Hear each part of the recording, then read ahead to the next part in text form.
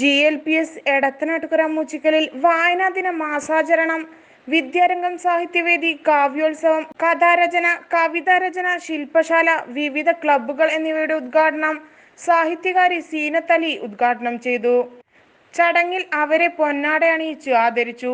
വായനയുടെ പ്രാധാന്യം, ശ്രദ്ധിക്കേണ്ട കാര്യങ്ങൾ എന്നീ കാര്യങ്ങളിൽ അവർ കുട്ടികളുമായി സംവദിച്ചു. തന്റെ വായനാനുഭവങ്ങൾ കുരുന്നുകളുമായി പങ്കുവച്ചു. കഥാരചന, കവിതാരചന, ശില്പശാലയിൽ കുട്ടികൾക്ക് ക്ലാസുകൾ നയിക്കുകയും ചെയ്തു. കവിതാരചന മത്സരം നടത്തി. വായനാദിന പ്രതിജ്ഞ, വായനാദിന അസംബ്ലി, വായനാദിന പോസ്റ്റർ നിർമ്മാണം, പുസ്തക പ്രദർശനം, വായന മത്സരം, ക്വിസ്, ക്ലാസ് ലൈബ്രറി വിപുലീകരണം, വളരുന്ന വായന, അമ്മ വായന, കഴയെഴുത്ത് മത്സരം, പുസ്തക പരിചയം, ഡോക്യുമെന്ററി പ്രദർശനം, വായനക്കുറിപ്പ് തയ്യാറാക്കി അസംബ്ലിയിൽ അവതരണം, അക്ഷരമരം, കഥയരങ്ങ്, കവിതയരങ്ങ് തുടങ്ങിയ വൈവിധ്യമാർന്ന പ്രവർത്തനങ്ങൾ വർഷം മുഴുവൻ നടത്തിവരുന്നു. പ്രധാനാധ്യാപിക CK ഹസീന മുംതാസ് അധ്യക്ഷത വഹിച്ചു.